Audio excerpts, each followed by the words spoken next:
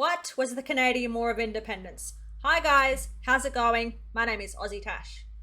I have been getting lots of suggestions to look into the War of 1812, so I'm very excited for this one, very intrigued. Let's jump on in. With its neighbour to the south, the United States. Apart from if you confuse their accents, then they're not too happy. But did you know that the two have actually been to war with one another? Well, kinda. In this video, I want to talk about 1812, as it was in this year that the aptly named War of 1812 started, which pit the two nations kind of against one another in a way. This video will focus on Canada, and particularly on the role that this war played in the shaping of the Canadian identity, as well as a few other factors. A little note before getting further into this is that I will be using the Canadian flag and the term Canada throughout this video, but it's important to remember that this flag wasn't adopted until much later, and actually at this point Canada was split into Upper and Lower Canada, and so did not exist as a coherent independent unit. I'm going to give a brief overview of European colonization in the early history of Canada, but if you want to find out more, then please do check out this video where I go into a little bit more detail again. As long-time viewers of the channel will know, the first documented Europeans to reach what is today Canada were the Norse, arriving in the 11th century from their colonies in the North Atlantic, namely Greenland, although you will also know that they didn't stay very long, and so the first new Europeans to come were both the English and earlier also the Portuguese. It must be said, however, that no permanent colonies were established by either of these, largely being only interested in further exploration, as well as the activities of fishermen who could tap into the rich schools of cod that swam there. Instead, it was the French who first started to create colonies in what is now Canada, with already in the earlier 16th century the likes of Jacques Cartier making alliances and trade deals with various native groups, particularly along the St. Lawrence River. Towards the end of the 16th century and going into the 17th, they were increasingly interested in the trade of beaver fur, which they would get from Native American trappers who were used to trapping beavers, who would then trade them to the French at trade posts, and whence they would go to Europe, where they would be turned into extremely luxury, high-value coats and other such items made from the fur. Just one question. Beaver fur trading. Is that still a thing? Are beavers still hunted for their fur? Leave a comment, let me know. In doing so, the French would trade iron weapons and particularly firearms with those native groups they encountered, which then led to them having a huge advantage over their traditional enemies whom they had been raiding against for centuries most of the time, and so they were displaced, causing a great upheaval among the tribes, especially when the French personally got involved with helping one group against another group. However, they weren't the only ones that were trading with the Native Americans at this point, as other tribes were trading with the likes of the Dutch and the British, who were further south. The Dutch, of course, around New Amsterdam, what's now New York, and the British in other areas as well, who largely traded with other groups which they supplied with iron weapons and with firearms, who could then fight back against those other groups around them that they had been fighting for generations, until they collided with those tribes that the French had supplied, which later became known as the Beaver Wars, as these Native American tribes fought against one another over access to beavers, which they were trading with the Europeans. Eventually, these proxy wars between the British and the French, utilizing their native allies, would come to a full-blown war between the two, and something that will repeat throughout this video is that in Europe, when these nations start to go to war, this would then also impact North America, and it would first start with a proxy war between the native groups. And this eventually led to conflict between Britain and France that spilled over into North America, for example the 9 Years' War, but it ended with the end of the 7 Years' War in 1763, the theatre of war being known as the French and Indian War, when the French handed over all their colonies in what is today Canada to the British. And from this point on, Canada would remain as a British possession.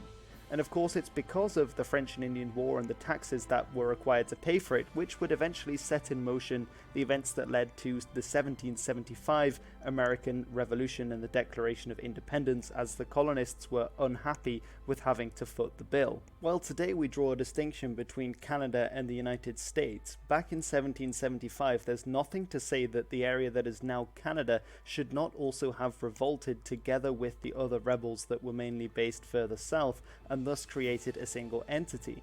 And in actual fact, there were supporters of the American Revolution in what is now Canada during this period, and this is why the American Continental Army, when it was created in 1775, attempted to push into the region of Quebec, which, if you remember, until very recently had been controlled by the French and still contained many French speakers disillusioned with the British. Wow, so the Americans tried to seize Quebec. I had no idea about that. There is a lot of stuff going on back there, isn't there? My gosh. And their hope was that by marching up there, they would rally the support of the Canadiens, as they were called, the French-speaking Canadians, to join their side against the British, and hopefully other English-speaking colonists as well. The campaign into Canada turned out to be an absolute disaster, however, as while they were able to rally some of les Canadiens as well as other English-speaking colonists to their banner, there wasn't as much support as they had hoped. And the attack on Quebec City itself, fought in a snowstorm, was a disaster for the Americans, as they were defeated by the British and by many of the local colonists fighting back against the Americans. And in 1783, when the American Revolution came to an end, Canada remained a part of the British Dominion, while the United States to the south became independent.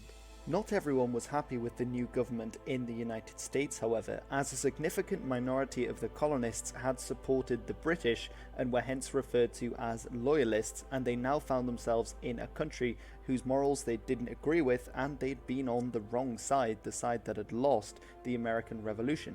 Many of these would therefore go north of the border, both to escape persecution and to once again be part of the British Empire. For black loyalists as well, within a country that the United States still had slavery, they could earn their freedom by escaping to the north, to the British domain there. So many of them did actually do just that.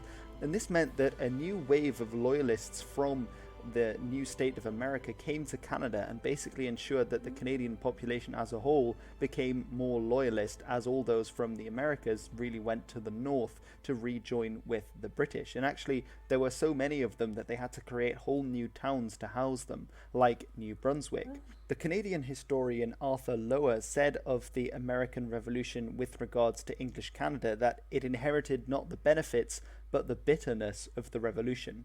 English Canada started its life with as powerful a nostalgic shove backward into the past as the conquest had given to French Canada, two little peoples officially devoted to counter-revolution, to lost causes, to the tawdry ideals of a society of men and masters, and not to the self-reliant freedom alongside of them. So it's my understanding that America tried to invade Quebec City by taking on the British and the native people of Quebec, and it didn't work out too well for them, eh? Years following the revolution, the British from Canada continued to supply the native tribes that had been their allies on the border with the United States, supplying them with both the gunpowder and munitions they needed, as well as firearms, which they used against American citizens.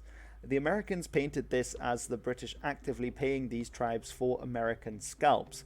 But in actual fact, it was the drive of American pioneers and expansionists into these native lands, and actually these tribes were simply trying to protect themselves, as well as traditionally going out and raiding the American frontier, which was much to the annoyance of the American government itself. The American army would fight several wars against these British-backed Native American tribes in the northwest frontier, as the British were trying to create a kind of Native American buffer zone between themselves and the United States. And this would involve the British to varying degrees, but wouldn't come to as large a full-blown war as the American Revolution. However, with the rise in Europe of the French Emperor Napoleon Bonaparte, the British and the French would soon be at blows in Europe. Now, of course, the Americans had received aid from the French, who at that time were not yet a republic, but were in the last decades of its own monarchy, and so the Americans felt they had a debt of gratitude to the French. And of course, the French Revolution that occurred several years after the American Revolution came to its conclusion also based many of its ideals and were inspired by the American Revolution in turn. And so there was a closeness between these two nations, as they had been comrades in arms fighting against the British, as well as the fact that they were trading partners with one another at the time. And this really frustrated the British, who were fighting against Napoleon, and so they demanded that all trade that went through Europe from the Americas had to go through Britain first, and that they should cease all of their trading with the French Republic, who, remember, at this time controlled large areas of Europe as well. That's a lot to take in, isn't it? So many wars going on in this part of the world, so many wars going on in that part of the world. They're friends one minute, they're fighting the next. I am loving these old pictures that they're showing. They are just beautiful. Absolutely beautiful. They also needed to get as many sailors as they could to fight against Napoleon, as they were attempting to blockade the French in Europe, which required an awful lot of men on their ships, men that they often didn't have, which led to them applying a technique called impressment, where they would force sailors to join the Royal Navy so that they could swell their ranks against the French. This was a big issue for the Americans, as it was said that many American sailors were being pressed into British service, although this was more complicated as well, as many British people tried to pass themselves off as American so that they wouldn't actually have to serve in the Royal Navy. So the story is a little bit more complex. In America, however, there was a lot of deliberation made about this, and there was a party that was very much in favour of going to war with the United Kingdom, and they were called the War Hawks. And it's a combination of these factors that led to the War of 1812. Okay. But how does this tie into Canada, and why would this war be considered as a kind of war of independence for the Canadians? Well, remember that so many of the loyalists from the 13 colonies escaped north to Canada from the United States following the defeat of the British. Well, they really did not want to become a part of the United States. And even before they were there were a lot of loyalists in Canada, hence the fact that the United States Army was not able to find much support when they had invaded during the Revolution, and why actually many of the Canadian militias were a key instrument of the defeat of the American force that pushed into Canada at the Battle of Quebec. Well, there had been more American immigration to Canada, not just of loyalists, also of, let's call them, Republicans that pushed north of the border. But these were largely not that political or were disinterested in adding the area to the United States. However, many in the American government wanted to utilize these new immigrants and potentially set up a kind of fifth column, and in that way saw a potential annexation of Canada as a kind of continuation of the American Revolution, of making the whole North American continent part of the United States. Wow, the Americans, they just wanted a part of everything, didn't they? My mind is just blown. There's history of war dating back to the 1600s. Australia, we're only 200 years old. The only war that we've been involved in civilly is against the emus, and they beat us. And there certainly is evidence for this as well. This would not only incorporate new land into the United States, but it also meant that they would be able to most effectively fight against the British, as the British Royal Navy was at that time the biggest and best in the world, and they didn't have much hope of defeating that force if concentrated on the high seas.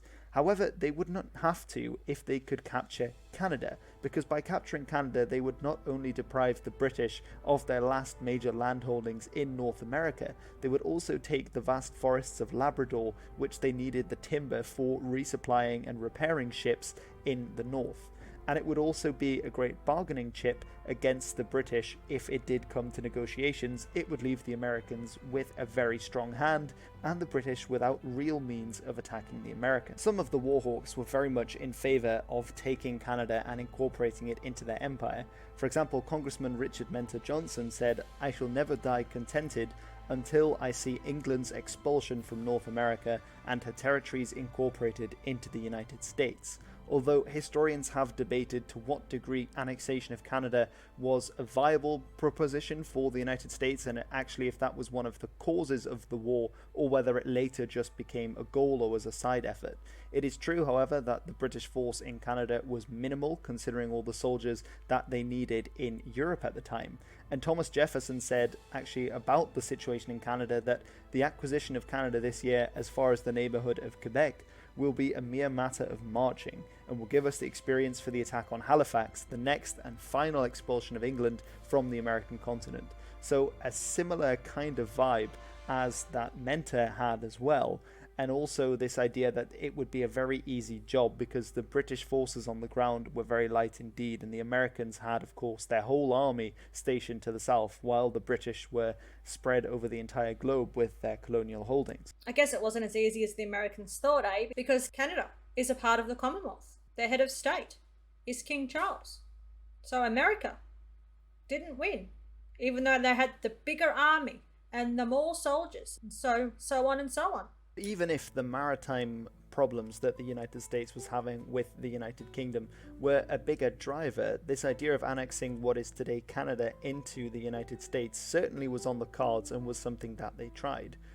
Writing on this issue, another historian, Reginald Horseman, said, "In disagreeing with those interpretations that have simply stressed expansionism and minimized maritime causation, historians have ignored deep-seated American fears for national security, dreams of a continent completely controlled by the Republican United States, and the evidence that many Americans believed that the War of 1812 would be the occasion for the United States to achieve the long-desired annexation of Canada." Thomas Jefferson well summarized American majority opinion about the war to say that the cession of Canada must be a sine qua non at a treaty of peace. When in 1812 war was declared, this meant that the Americans far outnumbered the British in North America. The Americans, as I said, had their whole army obviously on the continent because that's where they were, whereas the British were spread out and fighting against Napoleon in Europe, particularly the Peninsular Campaign in Iberia. They required hundreds of thousands of soldiers to fight and of course to maintain their garrisons in the United Kingdom to stop a French invasion, so they were massively outnumbered. Therefore, the British in Canada had to rely on the local population, on militias to come and to take up arms to defend the border against the Americans. That is to say, they had to rely on the Canadians themselves to maintain their identity as part of the British Empire. A key figure in the early British war effort was Major General Isaac Brock, who was the Lieutenant Governor of Upper Canada. And he was important because he stopped the first American invasion attempt of Upper Canada at the Battle of Queenston Heights. So Isaac Brock was the man, eh? He's the one that stood up and said, no, no, no, America, you can't have us. We're gonna fight. Using both militia from what is now Toronto as well as his native Mohawk allies to fight against the larger American force and to successfully drive them back, although he lost his life in the process. As previously stated, he only had command of a few hundred regulars, but the vast majority of his force consisted of Canadian militiamen of the colonists that were drilled up for service once the war had started, as well as Native American allies.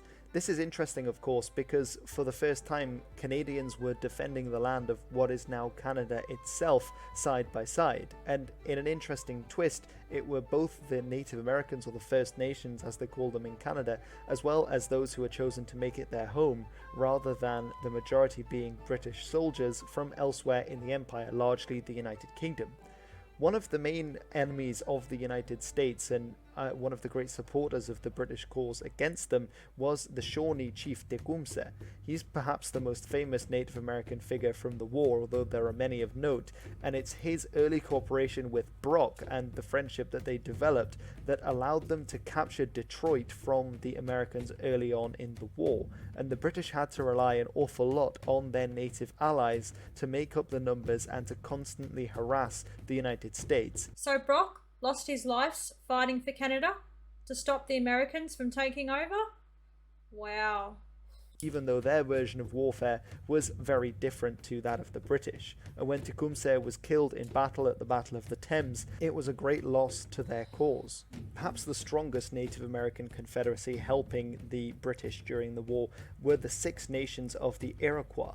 They were incredibly important because their warriors assisted the Canadian militia and the British regulars in almost every engagement, as well as harassing the Americans independently with their knowledge of the terrain, and the fear tactics that they inspired in especially the American militia often led to large bodies of Americans surrendering to British soldiers rather than being massacred by their warriors. This, for example, is a painting of the Mohawk, and not actually what you might think is going on in the painting, but they are escorting a Canadian settler, Laura Secord, who was billeted with some British Army officers. She ran around 20 miles through the night to warn the British soldiers of an impending ambush. And with this knowledge, the British and a large force of Mohawk warriors were able to defeat the British at the Battle of Beaver Dams, thanks to this information. After being ambushed by the Mohawk, the Americans lost the stomach for a fight, and around 500 of them surrendered to the British forces that were there, and thus they thwarted another attempted invasion of Canada. Imagine the Americans surrendering and saying, "No, we're done." What a story that was about that female. Sorry, I can't remember her name. And again, the pictures and the paintings, wow, so detailed, so graphic, so dramatic, but very beautiful and tell stories. They tell some stories, don't they? Later on in the same year, the Battle of Chateauguay was very interesting because the British forces that were being led there were a majority French Canadian and were led by Okay. a French Canadian soldier from a long line of generals that had served the French when they had been in Canada but had now switched allegiance to the new British, as well as a sizable contingent of once again the Mohawk who were advising them and fighting against the British at this position there. And they, although being outnumbered almost 2-1, were also able to force back the British, and along with another strategic victory against them, would force them to abandon the St. Lawrence River campaign, and thus they'd once again stopped another invasion of Canada from the United States. Now, in 1814, when the war came to an end with the Treaty of Ghent, they had not actually exchanged really much territory at all. There is a tiny bit of exchange with a bit of land going to the United States, but the United States' goal of incorporating Canada did not occur, and Canada remained as a part of the British Empire despite the best efforts of the Americans. A lot more to say about this war, and it was definitely not smooth sailing for the British. They suffered many humiliating defeats at the hands of the Americans, and the Americans made quite a few faux pas as well, so there's an awful lot to say. But this video wants to look specifically at the American attempts to invade Canada, and in this way, because the Canadians were able to stop this from happening, and especially because both French Canadians and English Canadians fought on the same side together against the Americans and for this idea of a Canada that was not dominated by a country to the south and instead was linked to a country that was far away across the sea, that it can be called the Canadian War of Independence. There is so much going on here. I'm so interested, but please leave a comment.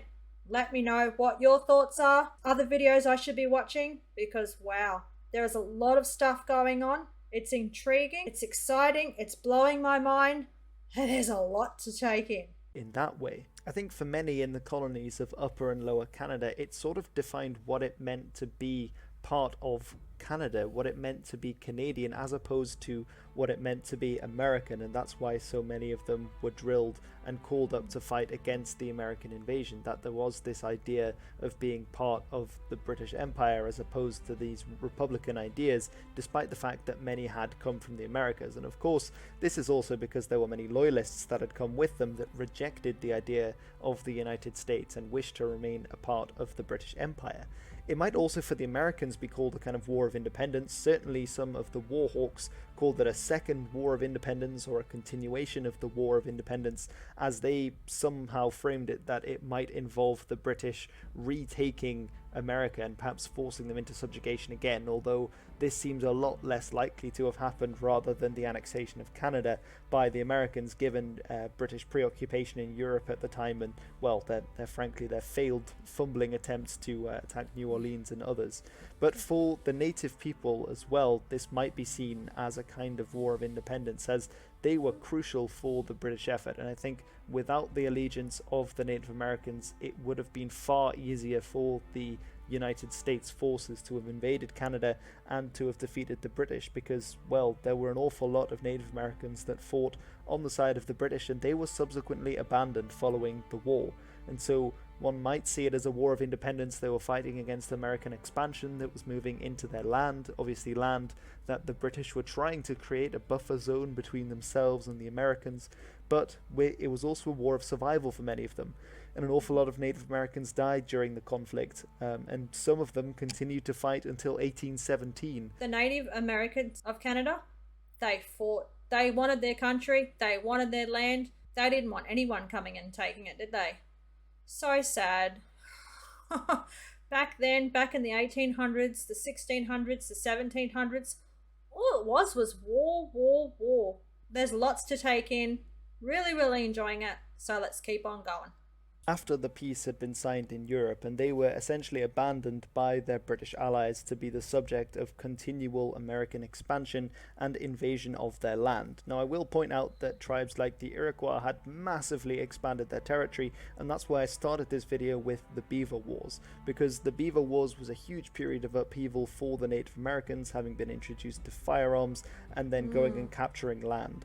But at the same time, many of these tribes were pretty much decimated in the period after the War of 1812, not only by disease, but also by continual expansion of the Americans and the fact that the British were no longer helping them to fight back. And really, if the War of 1812 had gone differently, perhaps the Native Americans, even though neither the British nor the Americans can really claim a victory, if anyone was defeated, I think it were the Native Americans who were fighting on the side of the British, which is really rather unfortunate. But that is also where I'm going to leave this video, because I've been talking for quite a while and this video really hasn't been that structured. It's a bit random, but I saw this, as I said, on Magellan TV, this documentary that had called itself the Canadian War of Independence, and that kind of stuck with me, and I thought, yeah, I suppose what would be the Canadian War of Independence? And I think this is probably the best bet.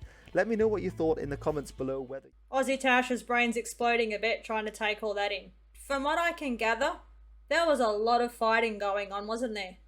This side of the world, that side of the world. The Americans were trying to take Canada. The English were trying to take Canada. And then the English and the Native Americans got together to fight the Americans to stop them from taking over Canada. I really enjoyed that video. Please let me know, leave a comment. Do you think it's historically accurate? Can you suggest other videos that I should watch? If you have any suggestions, please leave a link in the comments or jump onto my Discord. You'll find the link in the description down below. That was the video for today. I really enjoyed it. Take care. Cheers from down under. Bye.